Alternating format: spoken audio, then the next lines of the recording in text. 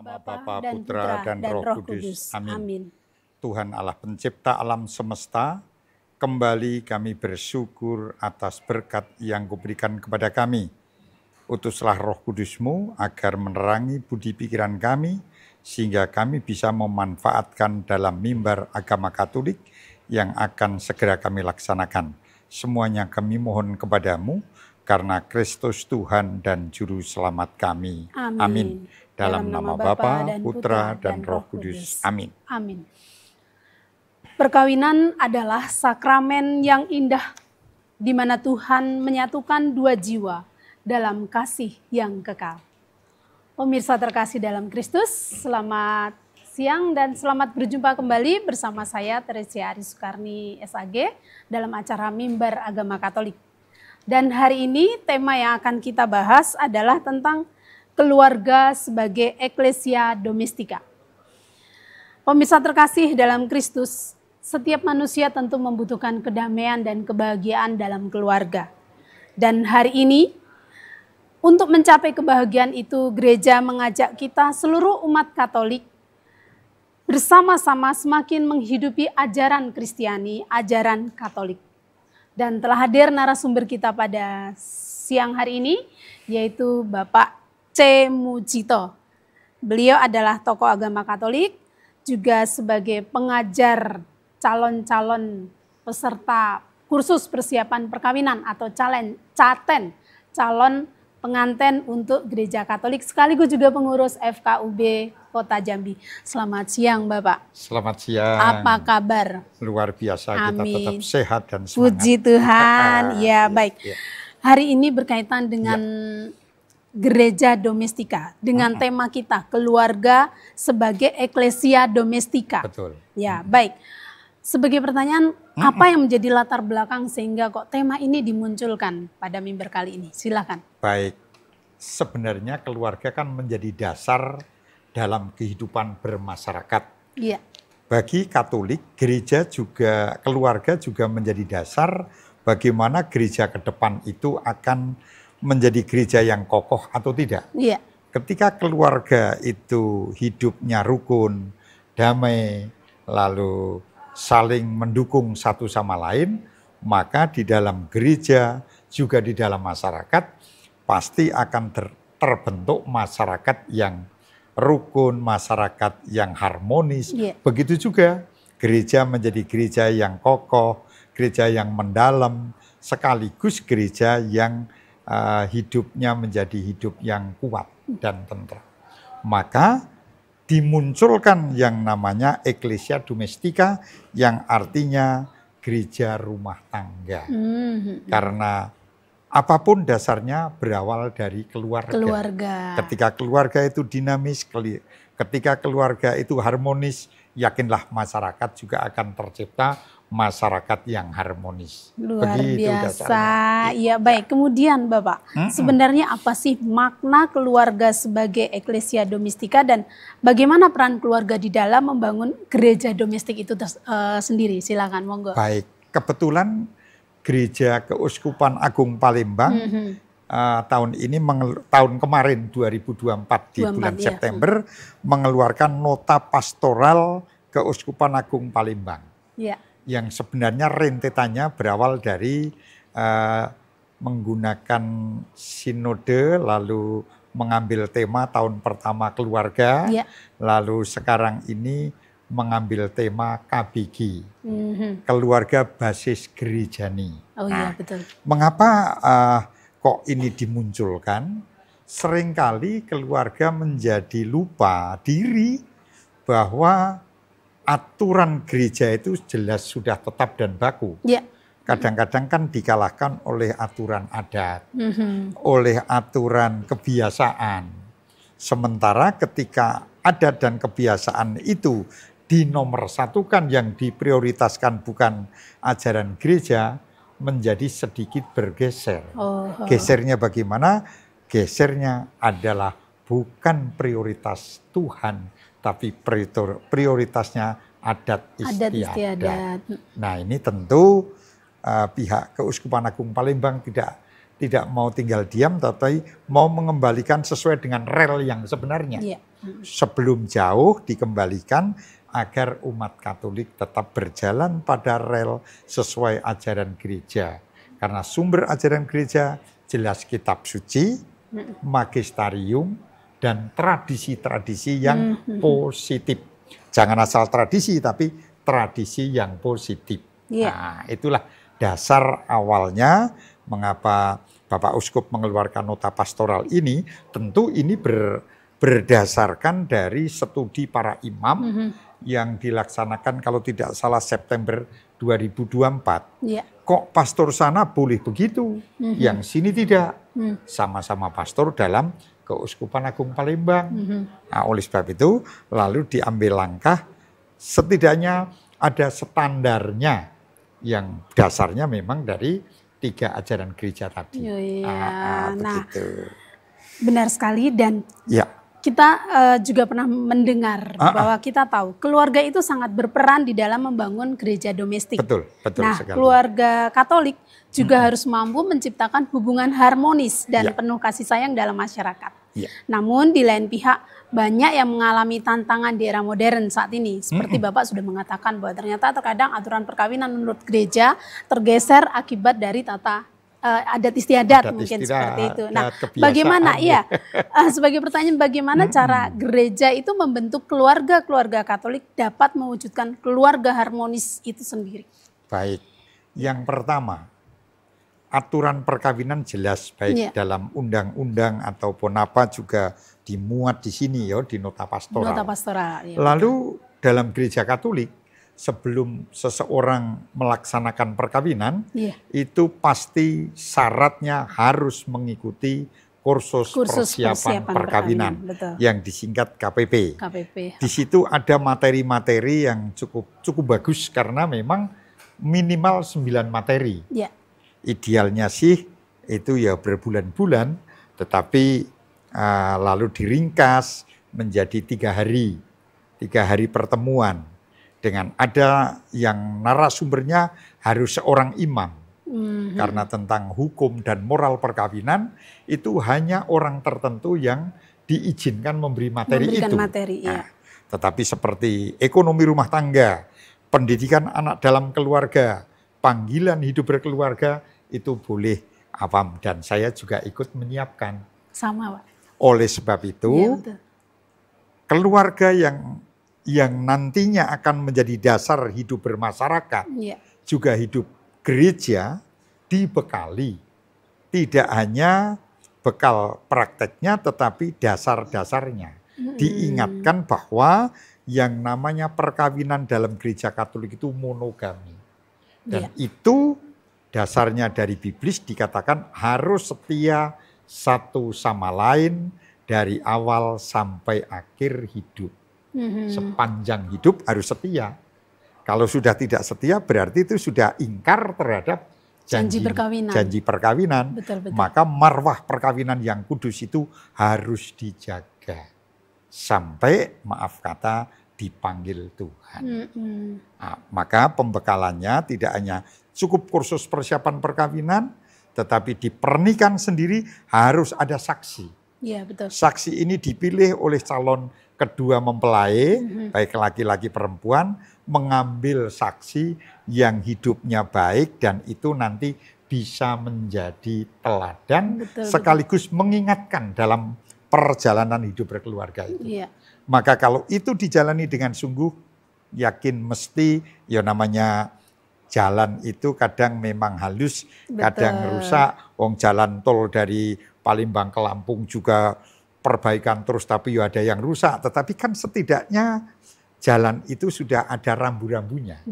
Ketika berjalan ada rambu-rambu, kalaupun mau salah pasti tidak jauh sekali dari yang akan dituju. Demikian, maka pembekalan perkawinan hukumnya wajib dalam gereja Katolik. Terlebih sifat perkawinan gereja Katolik itu satu dan monogami. Tidak terceraikan. Tidak satu, terceraikan. Iya betul. Betul. Iya betul. baik Bapak. Salah satu isi, saya sempat membaca Bapak Ya. tadi mengatakan tentang nota pastoral Keuskupan Agung Palembang.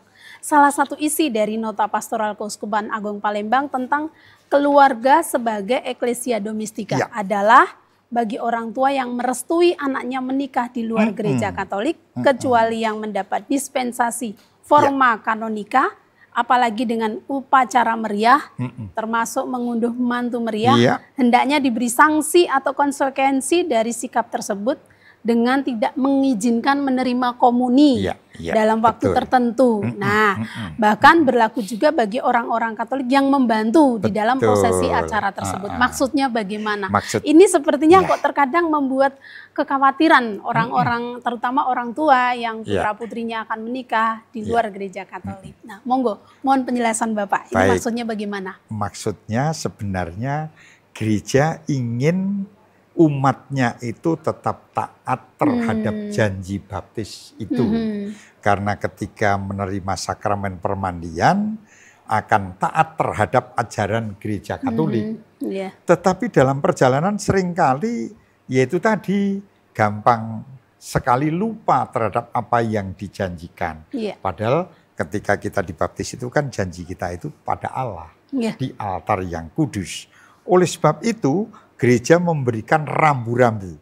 Dan ini semua bukan kok mau mengatakan bahwa gereja itu bengis, gereja itu tidak. Tapi justru gereja ingin melayani dengan keramahan, dikasih rambu-rambu. Loh, kalau kamu seorang tokoh, misalnya saya, seorang tokoh Katolik, saya prodiakon dekat dengan Romo, tiba-tiba maaf kata anak saya loncat kemana, saya akan diberi sanksi. Ketika tidak dibiarkan begitu saja, lalu norma agamanya menjadi tanda tanya, kabur. Oleh sebab itu, nota pastoral ini jelas, ini tegas, tetapi penuh kasih. Nah, tujuannya apa? Tujuannya agar orang ketika mau ngambil keputusan, itu minta pendapat banyak orang. Karena kadang-kadang kita itu manusia itu lemah. Betul. Nah, kalau hanya mengandalkan diri kita sendiri tanpa bantuan orang lain, pastilah ibarat sapu lidi itu hanya satu kurang kuat. Sehingga keputusan yang diambil juga salah. Dan maaf, dalam perkawinan gereja Katolik disebutkan bahwa sanggup mendidik anak secara Katolik. Janji perkawinan. Itu dalam janji perkawinan jelas sekali. Lah bagaimana kalau kenyataannya dalam perjalanan begitu? Kalau lalu tanpa diberi sanksi apapun. Maka bukan sanksi hukuman secara fisik tidak, tetapi sanksinya adalah diberi supaya tidak terima komuni dalam waktu tertentu. Nah, seorang Katolik yang tidak terima komuni ini adalah sesuatu yang beban berat, maka sebelum mengambil keputusan pikirkan dulu. Sekali lagi, bukan gereja mau ngajar dengan kekerasan, dengan kebengisan, dengan kekejaman, tidak, tapi justru dengan penuh kasih, tetapi tetap tegas. Tegas tetapi kasih. Betul, luar biasa Bapak dan juga pemirsa terkasih, mari kita saksikan pariwara berikut ini.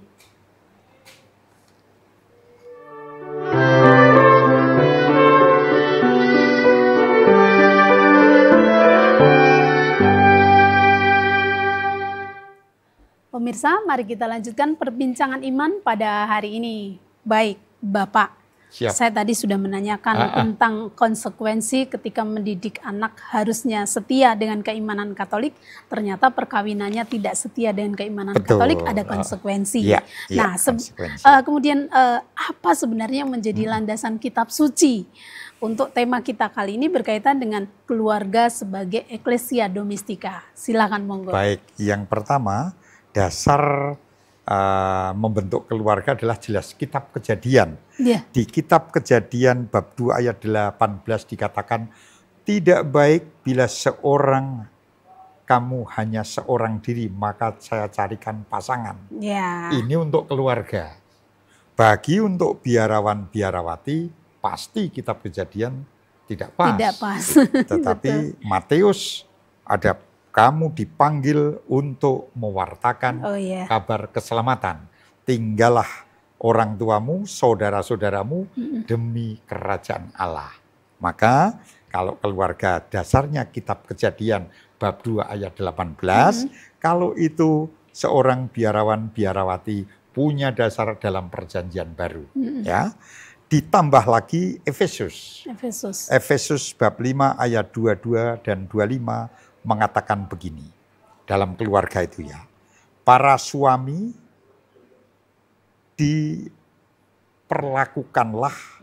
lakukanlah untuk mengasihi istri mereka.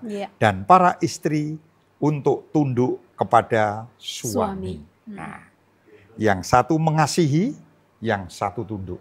Maka di sini terjadi saling. Nah, maka dalam perkawinan gereja Katolik namanya hidup setara. Sama, yang berbeda tugas. Yang namanya menyusui anak itu seorang ibu. Bapak nggak akan bisa. Itu jelas.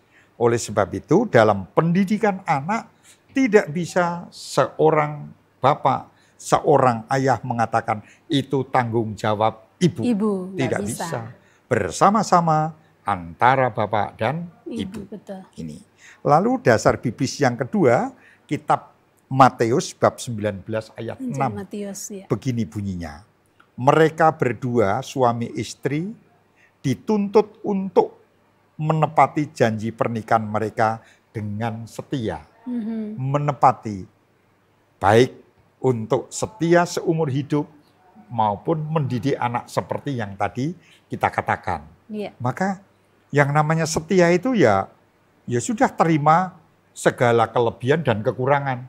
Jangan seseorang menikah hanya mau menerima kelebihannya, kekurangannya tidak. Ini kan tidak baik. Aku mencintai Mas itu, tetapi kok perokok. Sanggup nggak menerima perokoknya? Segala kekurangan. Saya menerima istriku, tapi kok cerewet. Bisa nggak menerima cerewetnya? Ketika itu bisa, maka itulah yang namanya kasih. Itulah yang namanya cinta yang sebenarnya. Dasar biblis berikutnya adalah, ada 3 tapi intinya 1. Titus bab 2 ayat 4, kitab Ulangan bab 6 ayat 7, dan Amsal bab 13 ayat 24. Ini tugas orang tua ya. Orang tua diperintahkan untuk mengasihi, mengajar, dan mendisiplinkan anak-anak mereka. Nah ini. Mengasihi, mengajar, dan mendisiplinkan. Boleh diringkas menjadi mendidik anak-anak secara benar. Kadang-kadang kan begini zaman sekarang itu yo. Udah yang penting kamu diam. Siapin HP. Siapin HP. Nangis lagi minta ini, buatkan mie. Padahal itu adalah tidak mendisiplinkan. Tetapi yang penting diam. Kelihatannya baik tapi tidak benar. Oleh sebab itu sebagai orang tua mestinya memberikan yang terbaik, juga memberikan yang benar. Karena yang baik belum tentu benar. Tapi kalau benar itu pasti baik. Pasti baik. Oleh sebab itu sebagai orang tua memang sekali lagi kita juga harus punya rasa tanggung jawab. Anak adalah titipan Allah yang harus kita perjuangkan sebaik mungkin karena itu adalah investasi masa depan. Betul. Begitu. Ya, nah kemudian bila kita memahami landasan kitab suci tadi, maka bagaimana sebaiknya kita sebagai umat Katolik harus memaknai bahwa tema hari ini adalah keluarga sebagai eklesia domestika, itu benar-benar bisa semakin mengena sampai ke perwujudan iman, perwujudan nyata dalam keseharian kita sebagai keluarga Katolik. Bagaimana? Monggo. Baik. Jadi ada tadi saya kan mengatakan sumbernya 3 ya, sumber ajaran, kitab suci, magisterium, dan tradisi. Kalau ini sudah melekat pada kita, lalu kita pasti menjadi, kalau bahasa kerennya itu disebut habitus baru. Habitus baru, betul. Jadi habitus baru itu kebiasaan hidup baru. Kebiasaan hidup baru itu ya kebiasaan yang baik. Misalnya, saya mau berangkat kerja, saya pamit dengan istri saya. pamit, saya mau berangkat ya. Ada yang dengan cara salaman, ada yang dengan cara dicium. Iya. Dah berangkat, mungkin yang digoncengkan anak atau cucu. Kalau saya yang saya goncengkan cucu, karena sambil ngantar sekolah cucu saya. Cucu saya begitu turun dia ngomong, nyalami, bilang terima kasih Mbak. Ini adalah habitus baru, kebiasaan. Betul. Kelihatannya salaman ya. lalu mengucapkan terima kasih itu kelihatan biasa. Iya, Tapi betul. ini sudah mulai banyak ditinggalkan. Kata terima kasih, kata maaf, kata tolong. Kelihatannya kan biasa itu. Tetapi ketika biasa yang positif itu kita lakukan, itulah habitus baru. Dan inilah praktek nyata hidup orang beriman, apapun agamanya. Maka saya kadang-kadang, bukan kadang-kadang, kalau ngisi minyak, BBM, motor itu saya selalu di Kebun Andil. Oh iya. Saya isi berapa Pak? 20. Selesai, saya bayar. Makasih ya Mbak. Pertama diam. 3 hari lagi ngisi di situ. Sama Mbak itu lagi. Saya bayar. Terima kasih Mbak. Lalu nanya dia, Pak, Bapak kerja di Saverius? Iya. Kok tahu Mbak? Orang Katolik biasa mengucapkan terima kasih. Oh iya, sebenarnya semuanya kata-kata yang sepele, tidak hanya kita. Iya, maka sekali lagi dari hal-hal yang sepele itu sebenarnya lalu menjadi ciri khas. Nah kalau yang baik itu kita lakukan kepada siapapun, dia ikut baik. Nah, inilah hidup menjadi berkat bagi setiap orang yang kita jumpai. Kadang-kadang kita memang dikatakan Allah sok alim, Allah sok baik. Tapi ini perjuangan untuk menjadi membuat orang menjadi ikut habitus baru. Habitus baru. Kebiasaan positif tadi. Betul, betul. Begitu Dek Ari. Ya. Kebiasaan positif membawa pengaruh positif untuk lingkungan. Dan kalau itu biasa dilakukan lalu banyak orang terpengaruh yang positif kan indah sekali. Betul. Harmonis dalam kehidupan bermasyarakat. Luar biasa. Tadi sebelum kesini saya jam 9 sampai jam setengah 11 kami rapat FKUB di Kecamatan Alam Berajo. Aduh, kami senang sekali bersama-sama kiai, bersama teman pendeta. Tapi enggak merasakan itu orang lain, tapi sahabat karena sudah terbiasa hidup harmonis dengan siapa betul. saja. Iya, begitu luar biasa. Baik, Bapak Mujito dan juga pemirsa terkasih dalam Kristus, mari kita saksikan pariwara berikut ini.